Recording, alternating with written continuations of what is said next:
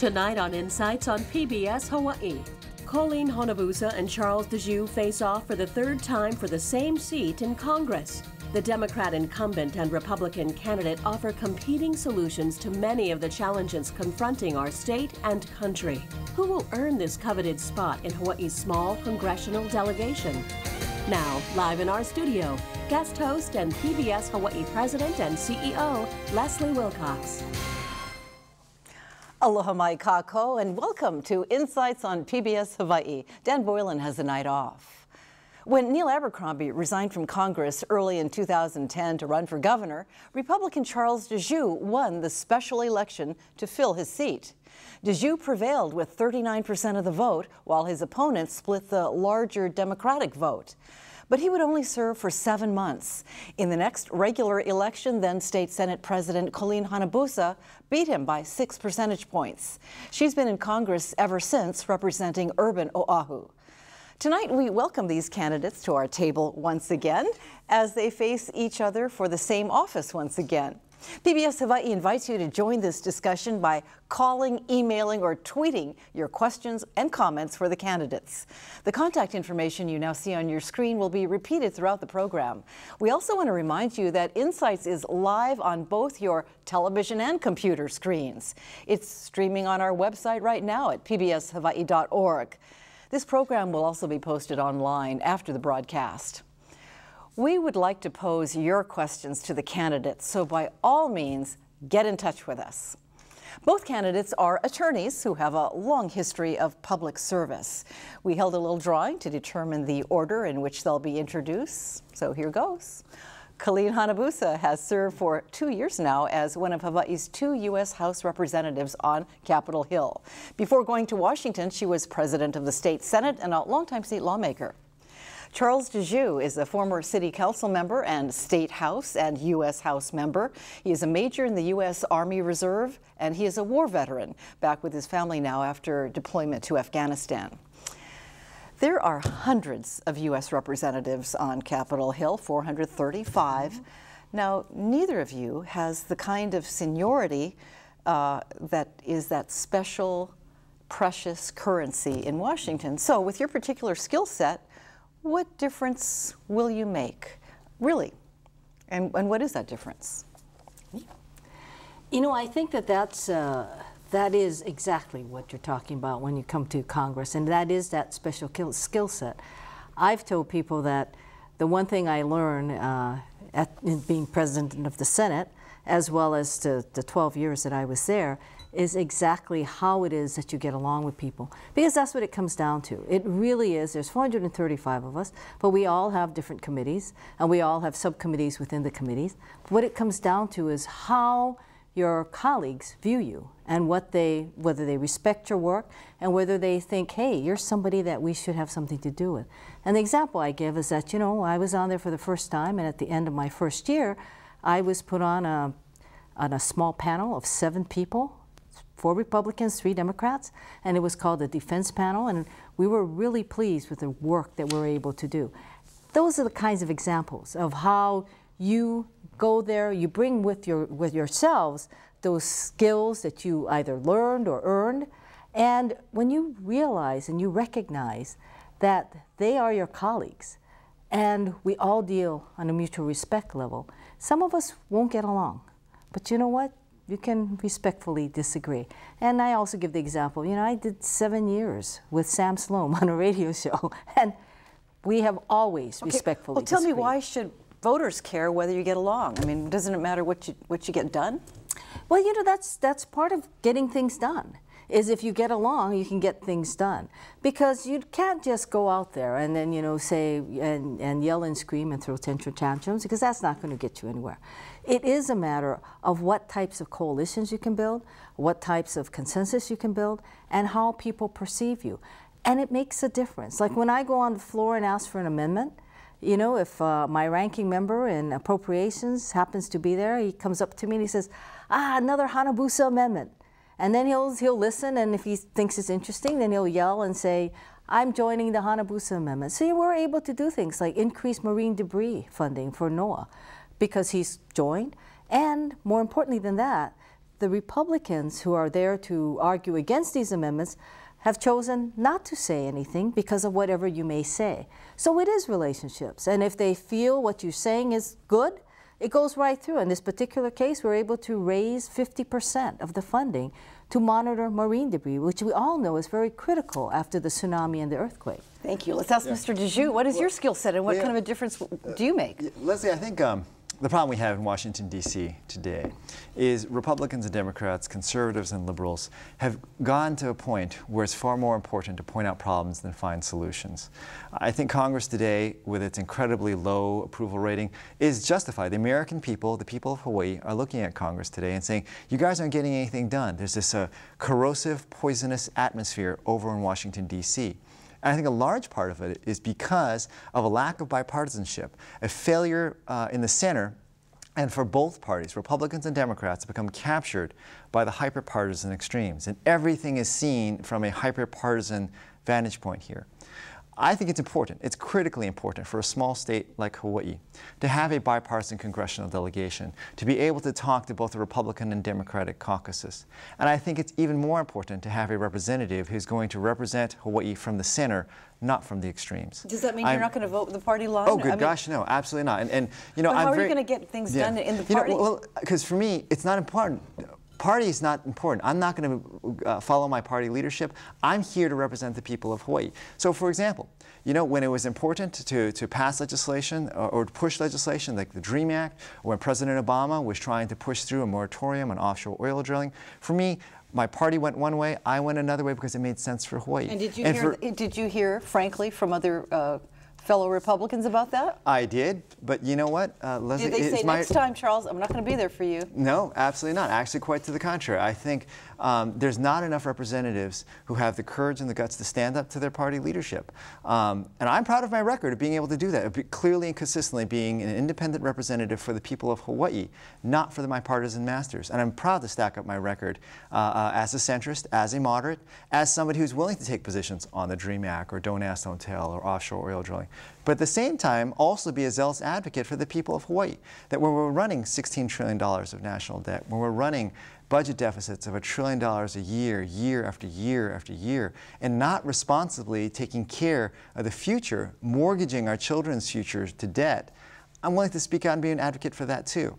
And I think too much of politics today, Leslie, has come down to this partisan food fight instead of trying to find solutions, trying to say that, look, we've got to find consensus here, let's be effective here. And I think that's exactly what I can bring here and why it's so critically important that we have a bipartisan congressional delegation and we have somebody who's going to act in a bipartisan fashion. Okay, well, let's say we do have a bipartisan congressional delegation. As you know, our delegation has been overwhelmingly Democrat.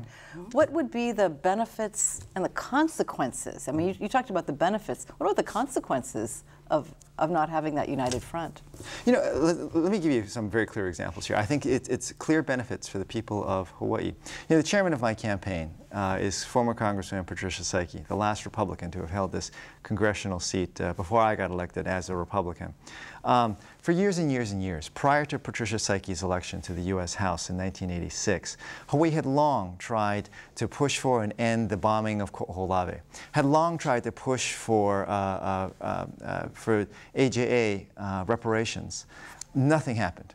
For years, with an all-Democrat delegation, the Republicans in Washington, D.C. felt these were just far-left ideas. Nobody was able to communicate, and nobody was able to explain to the both sides here that the ending of bombing Ko'olave, reparations for AJAs in turn during World War II, was important to Hawaii. It was important to the people here. And it was her election of being a bipartisan congressional delegation. As a freshman or as a junior member of the U.S. House, she was able to get these things done. I look forward to following in the footsteps of Congresswoman Saiki. That's exactly the type of leadership that Hawaii needs and what I look forward to bringing. Does he have a good point, Ms. Hanabusa? Well, you know, it's always a good point to say that you need to work together. I believe fundamentally, if my years in the Senate, that yes, you have to learn how to work together. But the Congress of the United States is not exactly like that. You know, one of the interesting things is you do pick parties. We are not a nonpartisan race. We are a party race. And it is because when you decide to be a Republican or I'm a Democrat, it's because fundamentally the philosophies of the party are what I hold dear and what I'm willing to fight for. When you look at our delegation, especially now, and we do know, people have dug in, irrespective of how individually we may act. There are people who have dug in. But what that also means, though, is the fact that this is a time that if you're going to serve Hawaii, you need a delegation that can clearly work together and that can rely upon each other. It is important for us, always been important for us in Hawaii, that Senator Inoue is our senior senator. And we do know one thing in the Congress of the United States, and I don't even think Charles would disagree with this. The most appreciated and loved senator is Senator Akaka. It is, and he is single-handedly like our ambassador from Hawaii. People will do things because it's Senator Akaka. So, you know, when you come down to it, it is the party, especially in these difficult times, it is the party. But more than that, it is what that party stands for. What is it? Because there are going to be times where you are going to be called upon, and it is a party issue. You know, the Ryan budget went through unanimously on the part of the Republicans, and the Democrats didn't vote. They voted against it because of what it stood for and it represented. And it's not just our view; it is also the view of like the Catholic bishops or the different leaders of the Jewish, Christian, and Muslim faiths who came against it because they said the budget document is a moral document, and they said it was bordering on immoral, not to take care of the people, not to raise revenue, and also not to cut where you need to cut. I think what we voters worry about is in party politics, are you going to go along to get along, and then you're going to make these, you know, you're going to be making horse trading deals that really don't serve the public. And I think that we all think, okay, now it's like you've heard so many husbands and wives who say we cancel each other out. One votes Republican, one votes Democrat. I mean, is that the way a bipartisan delegation would work? Yes, it probably would work that way, that you would cancel yourself out on some major issues. Because, you know, the interesting thing is when different institutions judge how we vote, for example, they may pick certain votes, but it also depends on who's the majority, because the majority determines what we vote on. And you will see, quite candidly, that, and I think even Charles's record was the same, is that when they do a rule to bring something to the floor, people of the opposite side will vote no against the rule. Then there's usually on a very major bill, what they call a motion to recommit. A person on whoever's proposing it is usually the non-majority party member, and that's usually supported by the non-majority party. But then when you come down to the actual bill itself, that's where it tells you where it is. And I believe that to a large extent, in this particular Congress and what we have seen, there has and there will be canceling out. But that I don't say that because Charles has a record where he has voted for certain items along with the delegation, but he also has voted against certain items, a lot of major issues against the delegation. How many times have you voted against the Democratic majority? I don't know the exact number, but I can give you instances where I have. I voted against the majority on issues, for example, that would have closed down HCNS on Kauai, because it meant asking the EPA to stop what they were doing and actually reanalyze what they were looking at in terms of how we're measuring particulates to particulates, and okay, HCNS. So you have seldom or sometimes? I have sometimes voted against them. It depends on the issue and how it affects Hawaii. Agricultural issues, important as well. So depending on the issue. And also remember that when we vote, there may be a series of votes. And what you need to look at is with a vote that actually makes it out and becomes law and goes to the president. Actually, I can answer your question for you.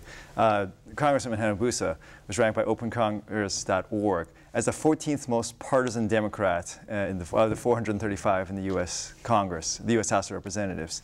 And this discussion here, I think, is very good for your viewers because it shows a clear, fundamental philosophical difference between myself and the Congresswoman. I don't believe that you should go to Congress and be a loyal foot soldier for your partisan leadership in Washington, D.C.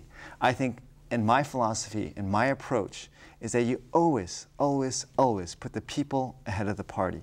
And I'm proud of my record, and I invite anybody to take a look at my record here. And I think it would be interesting to watch. Oh, you're not finished yet, Charles? Okay, please. Congressman, hang on here. I gave you the courtesy of getting a long extended I thought you were done.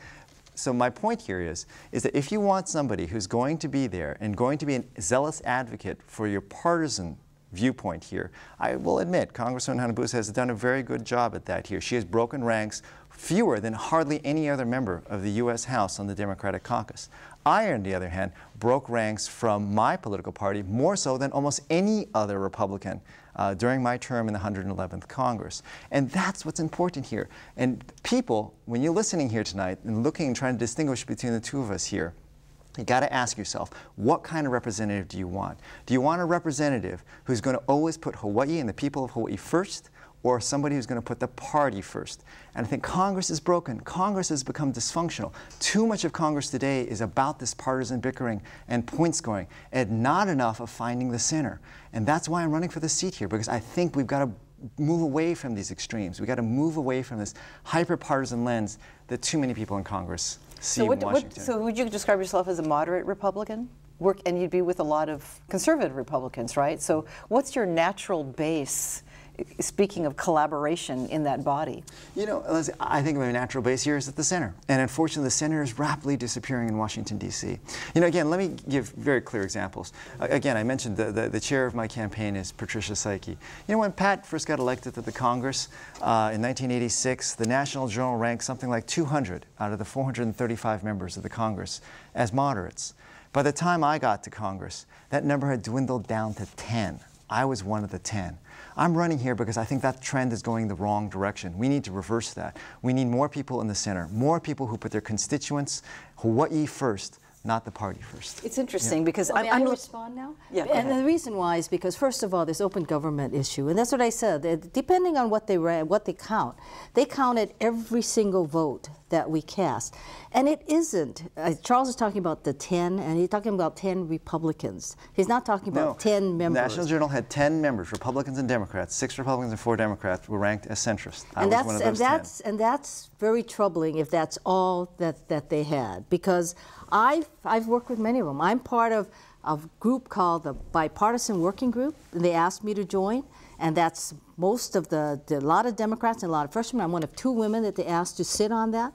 I'm also part of the New Dems, which is considered to be the centrist group among the Democrats as well. But it does matter who's controlling the agenda. So if, for example, we are asked to repeal Obamacare 33 times, you're right. We're going to vote against that because I happen to believe in it. That doesn't mean I'm following my party leadership. It means I happen to believe that that is what we need to do to keep our expenses down, because 17% of our GDP is going to go to health care. Darwin of Honolulu wants to ask, if the House is controlled by the Republicans, what good is it to be a Democrat? You're not controlling the agenda.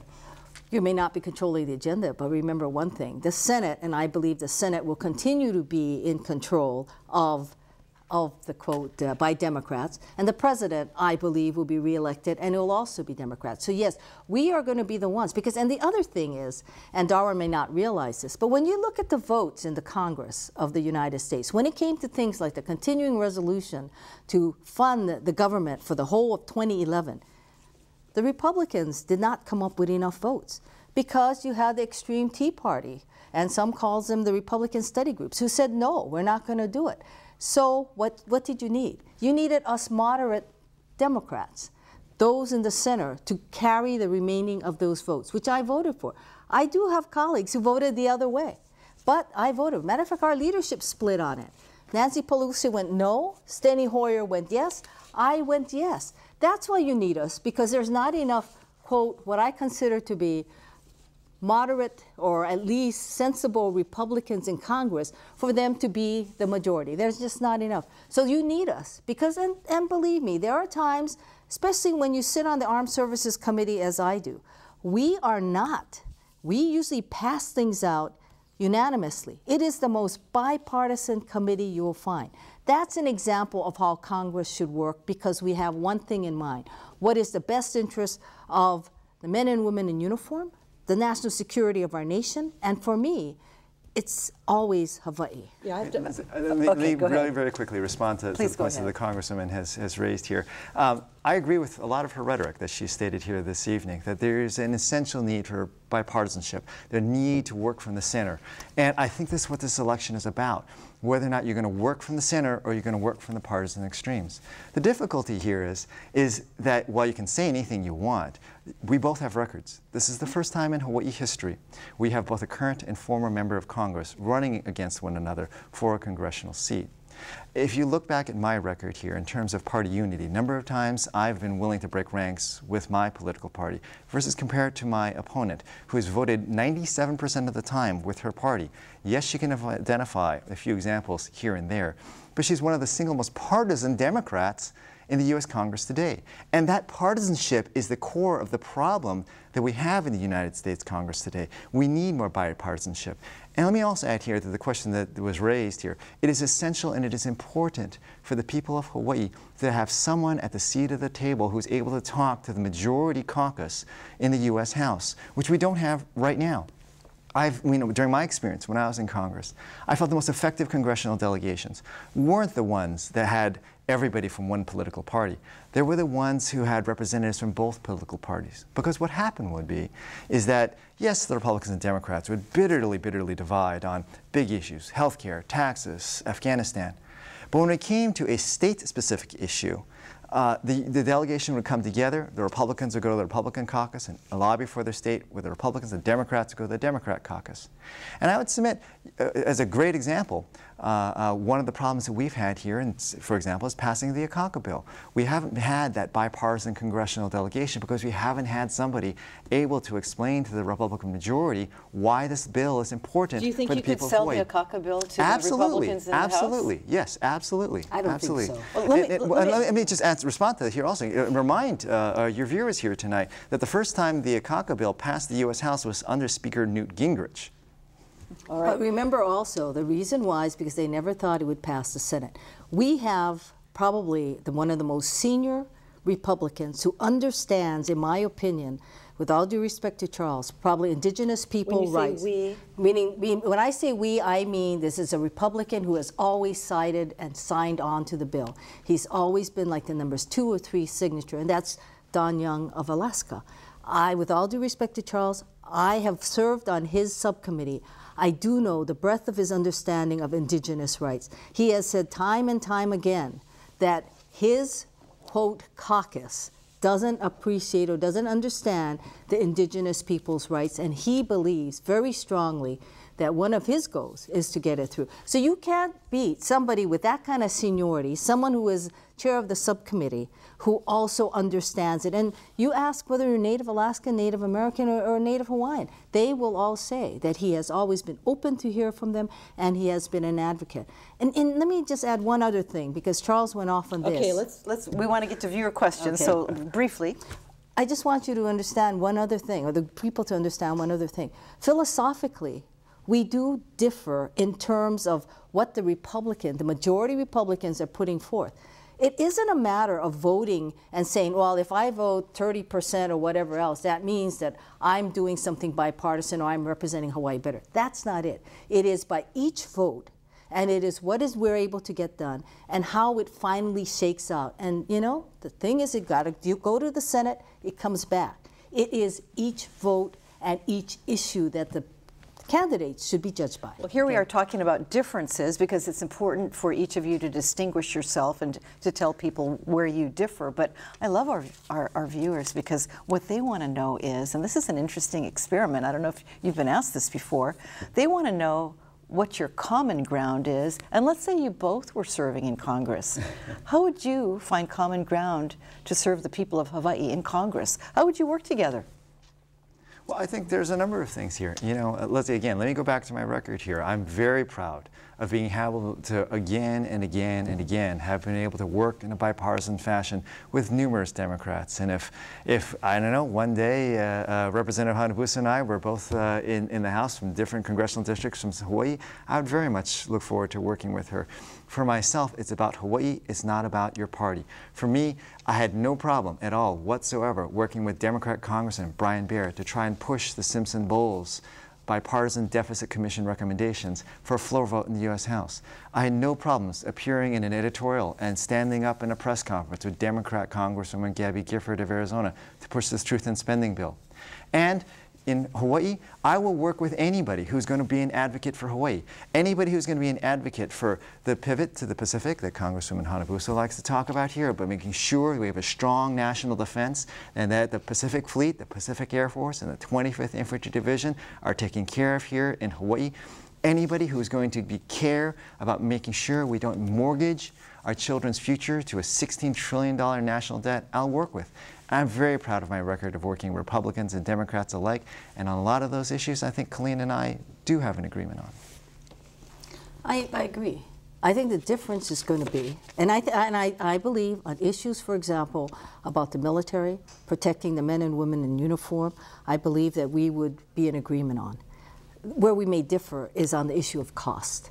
In other words, I believe that there are certain things that we must pay for, and certain things that we must recognize. For example, you know, Charles always talks about Simpson-Bowles. One of the basic tenets of Simpson-Bowles is that we are in a fragile economy. It is not the time to just simply cut the budget. Very similar to what the Catholic bishops and then the Christian, Jewish, and the Muslim leaders said. It is a different philosophy. That's where we would differ. We would differ whether or not it should be done. I think there are many times that Charles would be more interested in the fact, well, if it costs too much, we won't do it. But other than that, is that true? No, and actually, this is a great discussion here because, again, I think it points out in an interesting way, because the question was about where we can find common ground here. And for me, I think that's important. I mean, a large part of my candidacy in my campaign is all about this dysfunctionality in Congress, about this hyper-partisan food fight going on between Republicans and Democrats never agreeing with one another, and the need to find more centrists, the need to find more moderates, the need to work from the center and not from the partisan extremes, not to vote 97% of the time for your political party. And I think here, in a question where you can find common ground, my opponent immediately leapt to finding differences here. And I think the people who are watching this program should ask yourselves, is that the kind of representative you want? Or do you believe, as I believe here, that we need change, we can change to the better, and we need to start by finding individuals who want to build common ground and can name off solutions to find common ground and bipartisan solutions. We have a question from Tim from Honolulu, and they want to ask both of you, and we can start with Ms. Hanabusa. What will you do to have the federal government reimburse the state for the cost of the Micronesian Compact? Actually, I've already done it, and we have to get the bill through.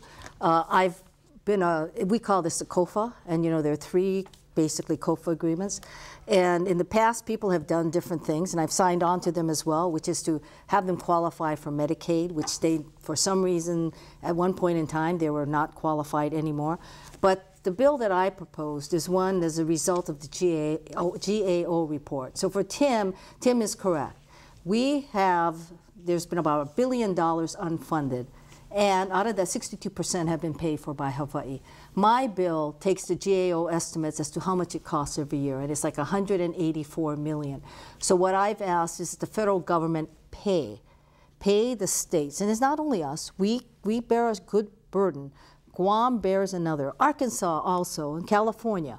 That all the states that have had to really carry the burden for the United States, because this is a result, of course, of the nuclear testing. So that is what I've done, and I've been advocating, trying to get that issue heard, and I intend to continue it. But they have not been able to, after all these years, even get them to the point where the COFA migrants are able to qualify for Medicaid. But we need to get reimbursement for the states, and I felt that the passing a bill requiring that reimbursement is the best way. Mr. Djou. Let me clarify a little bit here for your viewers who might not understand this issue. What happens here is there's this compact of free association that allows individuals who are citizens of the Republic of Micronesia to immigrate freely to the United States. Now, here in the state of Hawaii, Micronesian nationals make up only about 1/2% of the overall population of our state.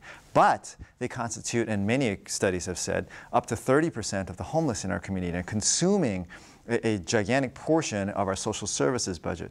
And Hawaii, because of our proximity to Micronesia, bears the brunt of this Micronesian immigration. In some ways, it's not dissimilar to the illegal immigration problems that some of the border states in the United States face, but it's not illegal immigration. This immigration is legal. I support that certainly Hawaii does need to get adequately reimbursed for bearing the cost of this national treaty between the United States and the Republic of Micronesia. But I want to experience to your viewers here tonight that it's more than just rhetoric and more than just submitting bills. When I first got elected to Congress, one of the first things I did within a month of getting sworn in was I requested and I sat down with the Micronesian ambassador to the United States and started a dialogue with him and saying that this isn't working. It's not working for your country and it's not working for the United States. Over the long term, what I'd like to see the United States do is revise and amend this Compact of Free Association. We should still assist the people in the Republic of Micronesia, but the better way to do it is instead of asking the taxpayers of Hawaii to provide the social services for Micronesian citizens, let's have the United States government make a foreign aid payment to the government of Micronesia and let the government of Micronesia take care of their own citizens. That's the right way to do it. You know, let me just, so that the viewers understand, there are 3 compacts of free association. Micronesia is one, and it's the Federated States.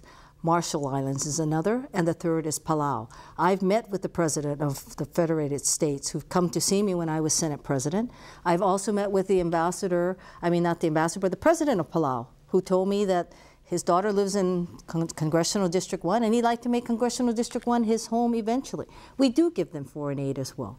So, but this is a specific issue. This is housing, this is education, and this is medical, all tied to the fact that there were nuclear testing. And we, unfortunately, we don't bear the brunt of it now. Guam bears the brunt of it. We are suffering. We are suffering. I mean, like I said, well, we are of money. suffering. But that's why I said it's 184 million. No one's ever asked to be reimbursed for the full amount. We have tried. There have been efforts to try to increase the amount, but that's not going to work. You've got to get the full reimbursement back from the federal government. And then we're also going to have to look at some way to collect the 62% of the $1 billion. Do we even know how much it's really costing? Well, yes, 184. That's for everybody. And we have a breakdown, and Hawaii is about maybe pretty close to not quite 50%, but Guam has the brunt of that. But we do know it's 184 million a year, and that's what GAO has calculated and estimated. I know you want to move on here, Elizabeth, but let me just quickly add here that while I think there is agreement that the taxpayers of Hawaii are bearing a disproportionate share of the burden of providing social services for these foreign nationals who can legally immigrate here. And yes, we should definitely try to find ways to have the federal government reimburse the state of Hawaii, something that I am full support of. But I think the better solution, the long-term solution, is not just constantly have to fight and quibble over making sure the federal government makes payments to the state of Hawaii, but we got to renegotiate this treaty.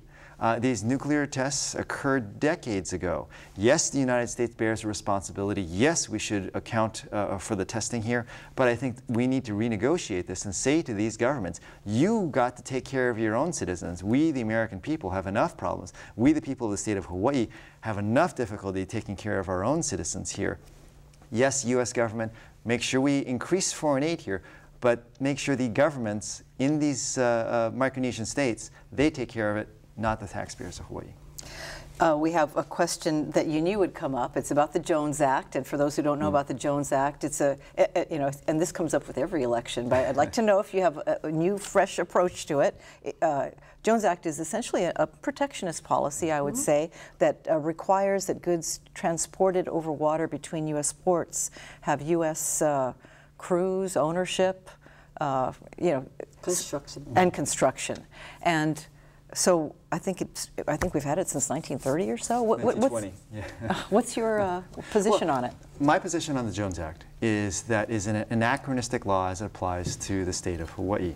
This law, when it was passed in 1920, was passed 40 years before Hawaii ever became a U.S. state. It was passed when there were no non-contiguous U.S. states. And perhaps this legislation definitely makes sense for the shipping of goods from, say, St. Louis, Missouri, down the Mississippi River to New Orleans, Louisiana. But when you have a non-contiguous state like the state of Hawaii, I believe Hawaii should be exempted from it. This is a law that when it was contemplated, Hawaii was not, I mean, almost literally not on the map for the United States Congress back in I think it was the Woodrow Wilson administration.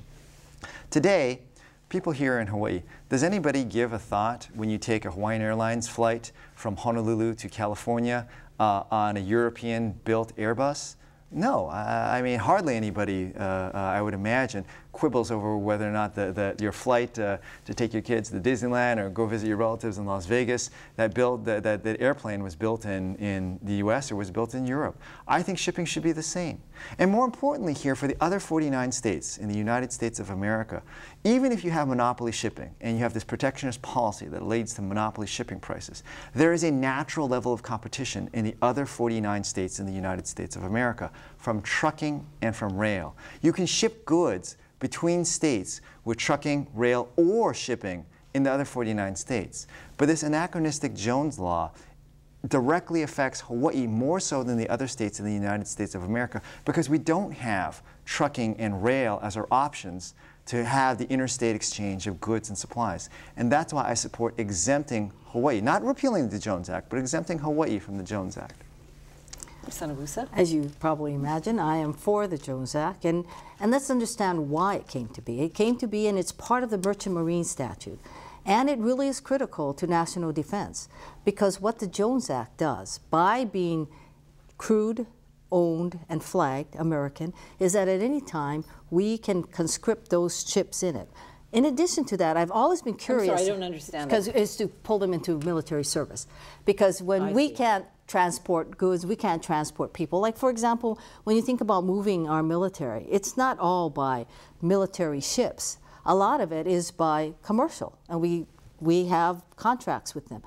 But more importantly than that, what the Jones Act really represents, and the curious thing is when people say, well, you know, I can understand the Jones Act being on the Mississippi or in the Great Lakes, but somehow Hawaii is different. Hawaii should not be different. Our waterways between, the ocean between our states are like our highways. So you would not want foreign vessels going up and down the Mississippi or into the Great Lakes. We shouldn't want that as well if you're talking about security. But in addition to that, it's more than that. It is also how it's constructed, OSHA regulation, it is EPA. Hawaii, for example, our oceans are part of what makes us a very special place. And what the Jones Act does is it ensures that all of these laws are complied with.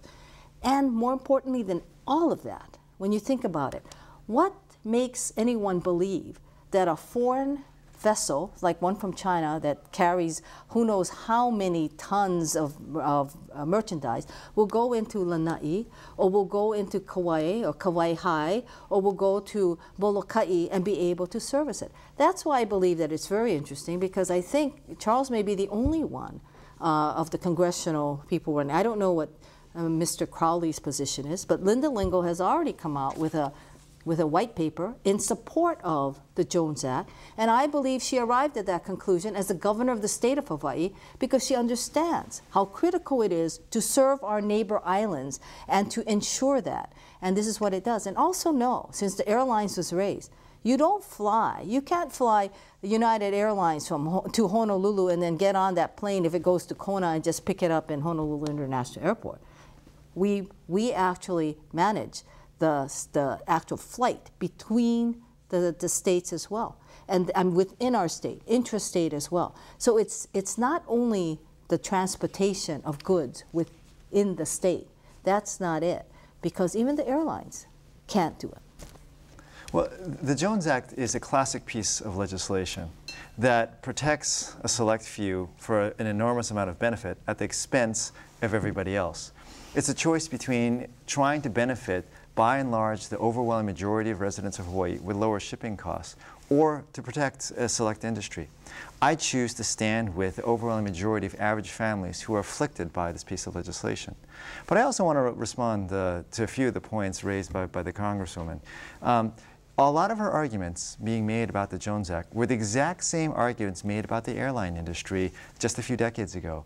People were saying the airplanes would just fall out of the sky if we let foreign-built airplanes fly between American states here. And again, here you see today probably about 50% of the flights between Hawaii and California, Hawaii and the mainland, are with not U.S.-built necessarily airplanes, but with foreign-built airplanes. Indeed, the inter-island flights that we have here in Hawaii, many of them are built with foreign-built airplanes.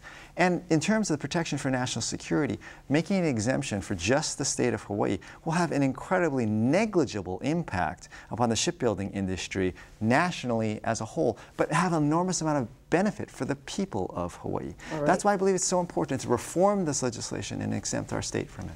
You know, this is a very interesting group of questions from viewers because you know, there are issue questions, but there's this tendency to go philosophical on us, and so to continue in that mode. I think that's a good thing. Yeah, I think that's great. It's different, and what some viewers are saying is, at what point, when you have personal values, do you go against your personal preferences, opinions, and values to vote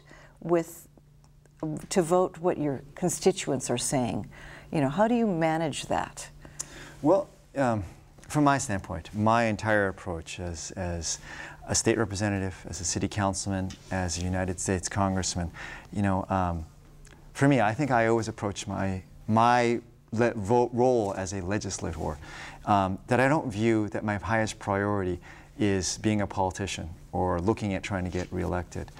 For me, I've always said that the most important things for me is my marriage and my kids. And if I do something that I can't go back home and look my wife straight in the eye, or I can't tell my children what I did was the right thing, I shouldn't be doing that. So for me, in terms of a philosophical approach, I think always, first and foremost, should be your conscience and voting your conscience.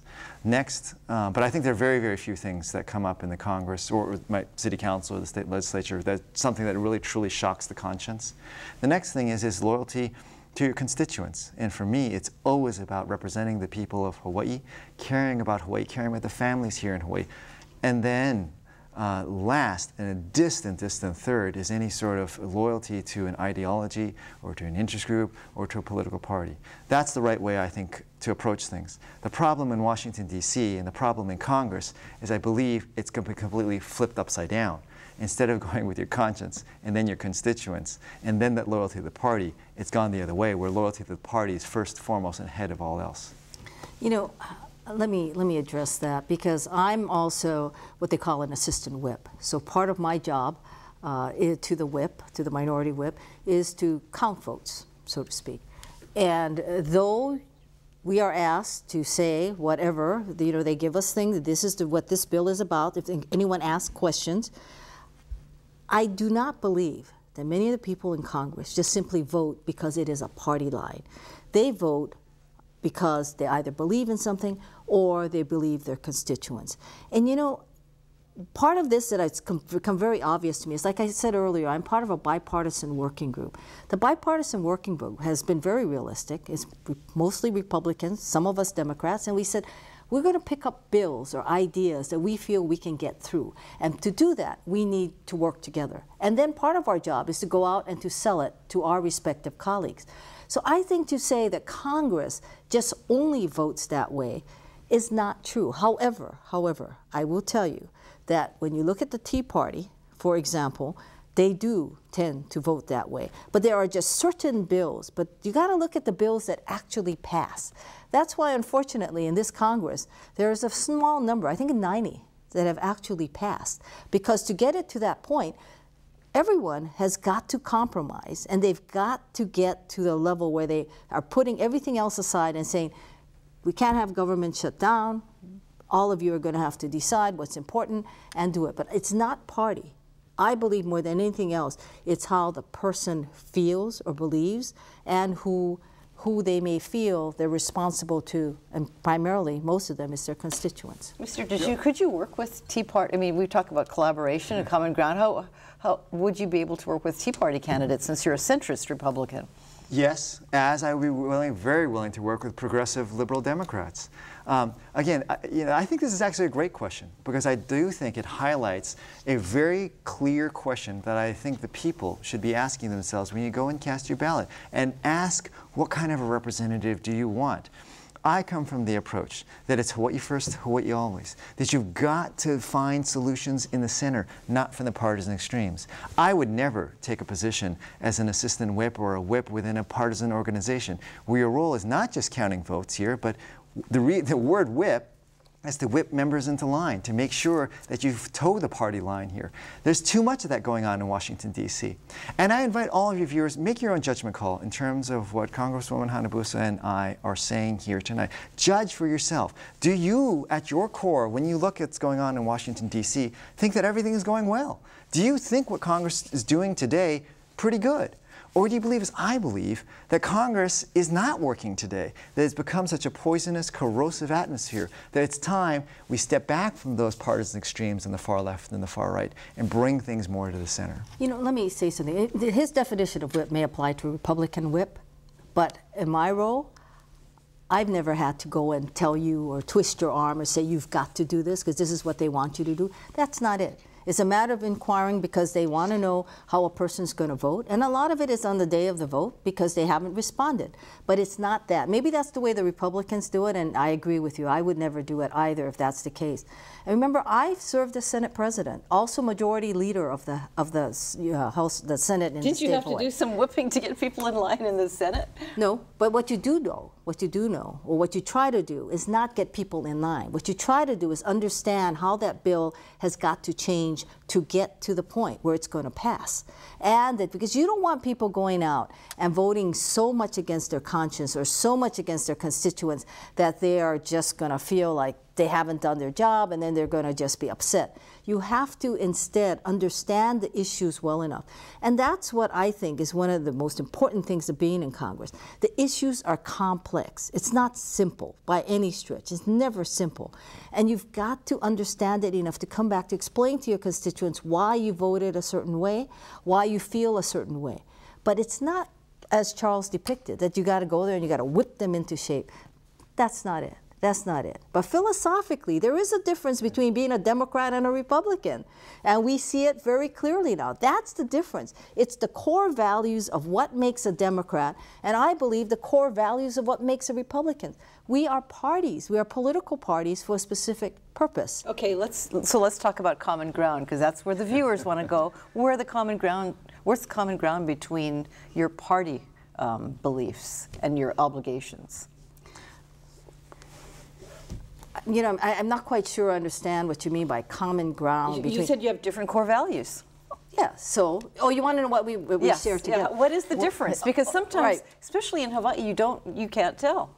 Well, it's because, you can tell in certain things in Hawaii. And for example, one of the issues that always comes up is whether you will raise taxes. That's always something that you can always tell. And I can tell you as Senate President, I could almost tell at the end of each session when we're doing the final reading how the votes would be, just not by asking, but by guessing. And I could tell you that probably the two Republicans that were in the Senate at that time, I could tell you that probably it'll be about 13 bills that they would vote no on out of 200 that they would just vote no on together. But the rest would be split all over the place.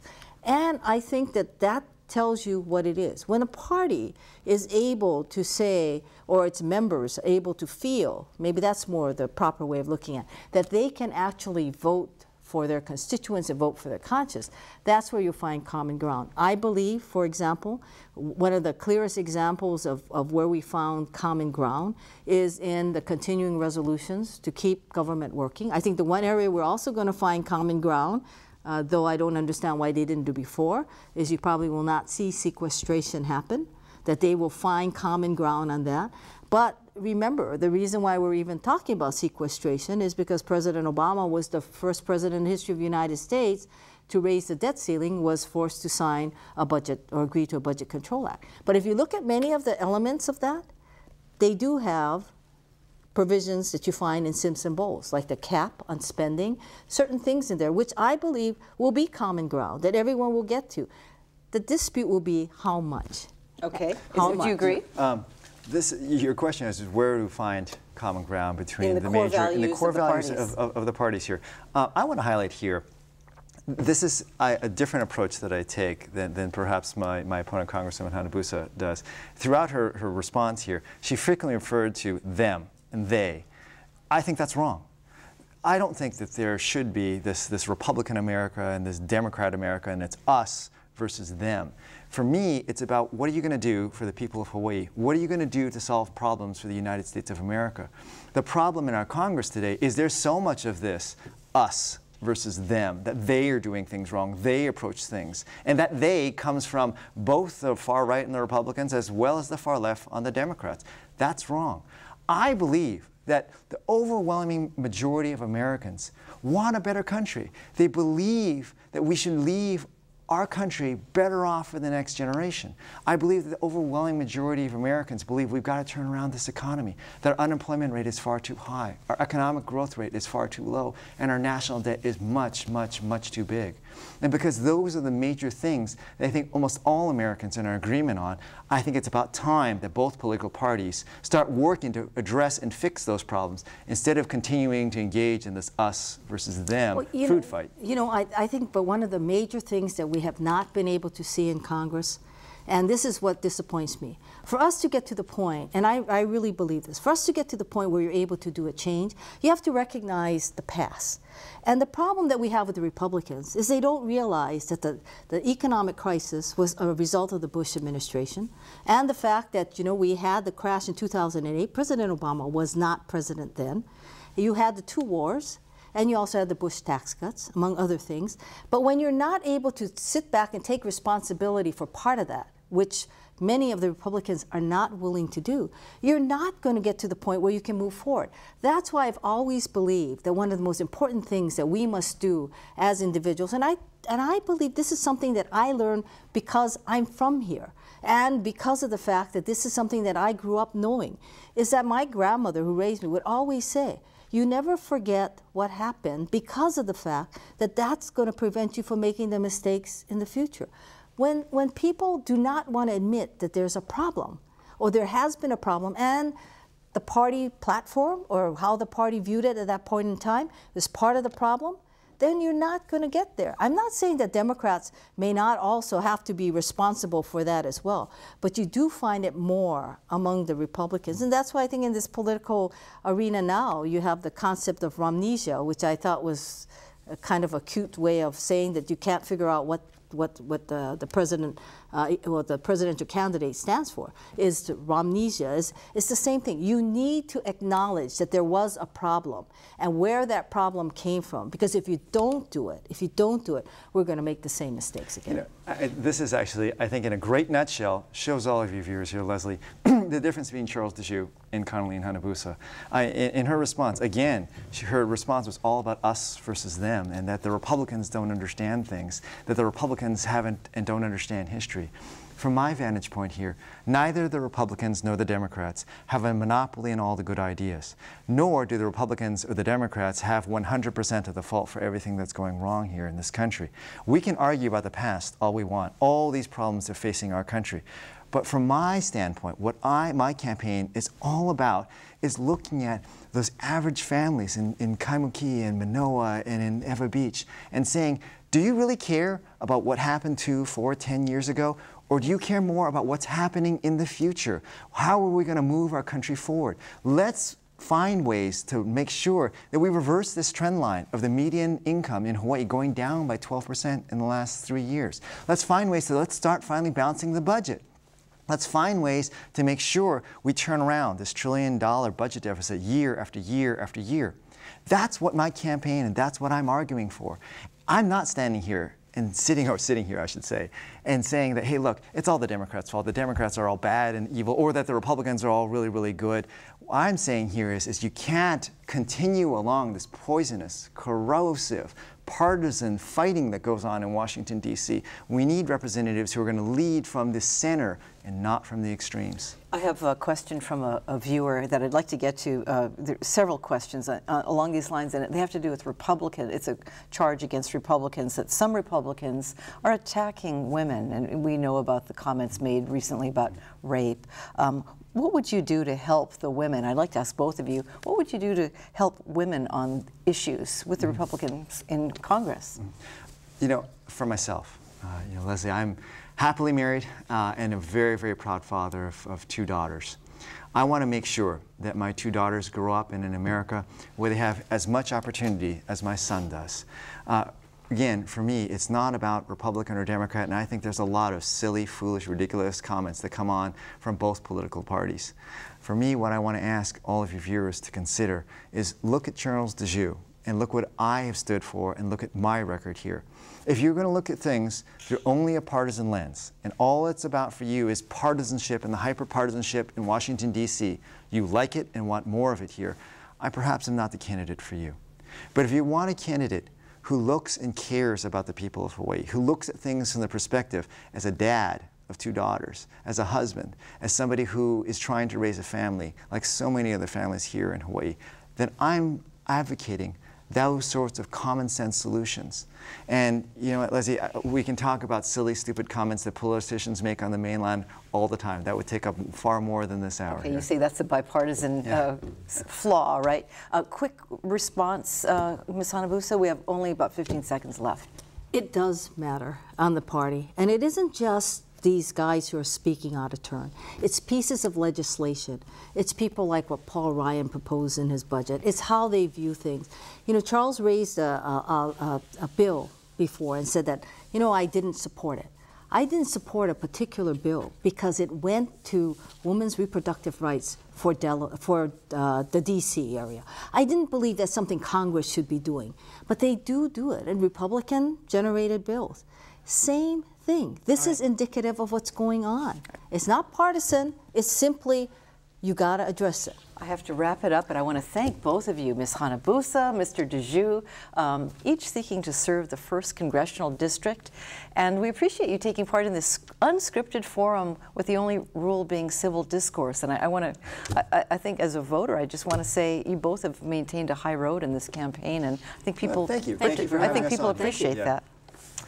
And I'm Leslie Wilcox, thanking you for joining us on Insights at PBS Hawaii. Dan Boylan will be back next week. Aloha.